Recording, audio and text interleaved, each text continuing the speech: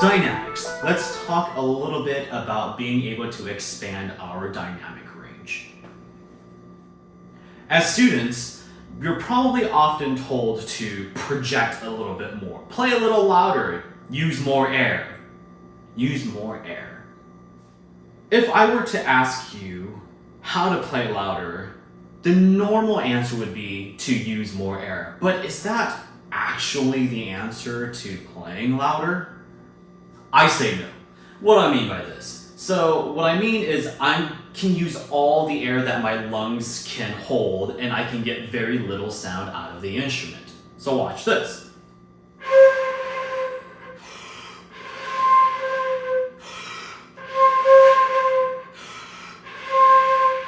So you just got done hearing me use so much air, but how much sound actually came out of the instrument? Almost none. So now I'm going to be a little bit more reserved with my air, but I'm still going to be able to achieve a forte dynamic.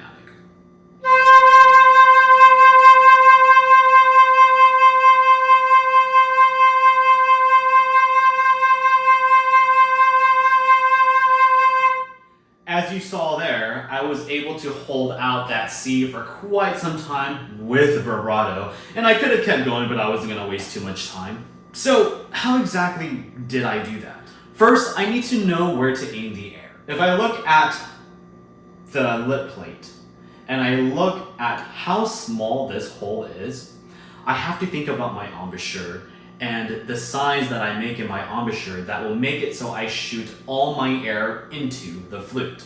See, unfortunately, when it comes to flute players versus the other woodwind players such as clarinet and saxophone, our air kind of just spills. If you think about it, a clarinetist, an oboist, a bassoonist, a saxophonist, they grab onto something. And when they blow their air, all of it goes into their horn. And then there's us. Our air kind of just goes out there, right? So what we have to do as flutists is figure out where exactly to send that air into this tiny hole. What has helped me is to play in front of a mirror, like I've been saying, for posture. And when you play in front of a mirror, pay attention to your vapor trail. What I mean by vapor trail is the little fog that shows up when you blow into the flute. If it's a little bit off to the left or to the right, you're not blowing into the flute. You want to see it closely down the middle, or if you can, directly down the middle, and that lets you know that your air is being sent that direction, which is the hole of the lip plate. The other thing I like to do is to make sure that I'm not sending so much air across the instrument. So what I do is I say, go ahead and put your palm in front of your face, your left hand palm specifically, and I'll explain a little bit later why your left hand. Blow into your palms. And then blow down into your elbows without tilting your head or looking down with your chin.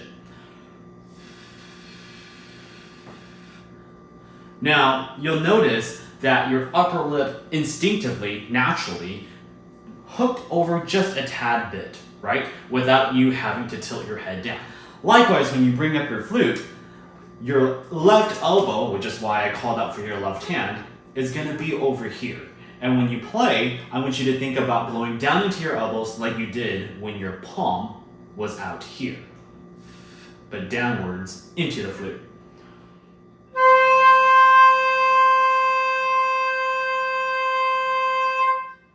And that is going to help you channel most your air down into the flute without wasting too much air. So if I don't blow down into the elbows and I just blow across the flute,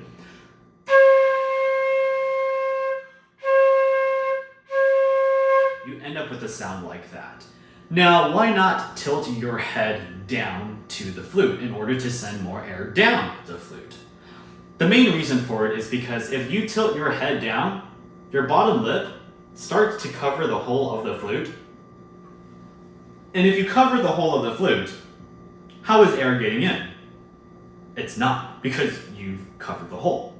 So what you want to do is have your upper lip curve slightly over, so that way when you blow, you create a current that turns and goes directly down into the flute without covering the whole of your bottom lip, which would end up muffling or muting the flute.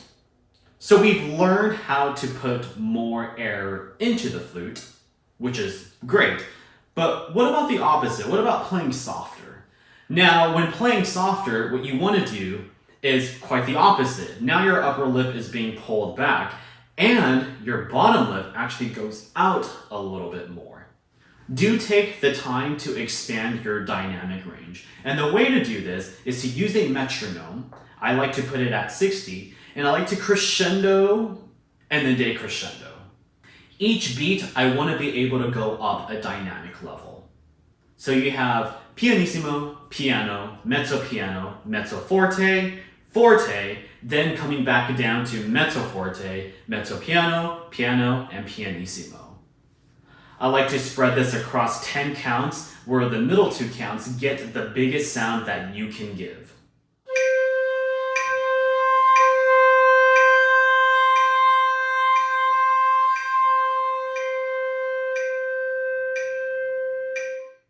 In the beginning, you're going to hear yourself start really flat and get super sharp, and then going back to really flat.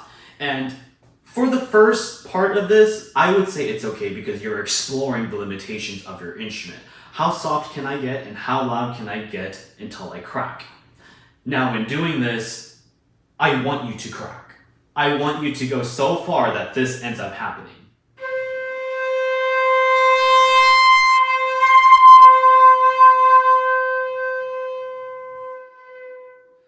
So you'll notice that when I did that, the upper C came out on accident. And that is totally fine for the beginning stages because you're learning where can I push my flute. If you don't crack, you're not testing your limits. You're playing in a little comfort zone when you could be exploring even a bigger place to crescendo. So yes, during this time, I would say it's okay to go a little flat in the beginning and then sharp. At some point, you're going to want to do this in front of a tuner and be as closely in tune as possible. Now, of course, we have vibrato to help us cover the pitch a little bit or to oscillate the pitch, so that way the sharpness doesn't sound too sharp or the flatness doesn't sound too flat. But when doing this, I would say take out the vibrato first, see how much you can get out of the flute, then with the tuner, expand while trying to keep everything in tune, and then when you go into your playing, as far as your repertoire music goes, your vibrato will just be a beautiful addition to your dynamic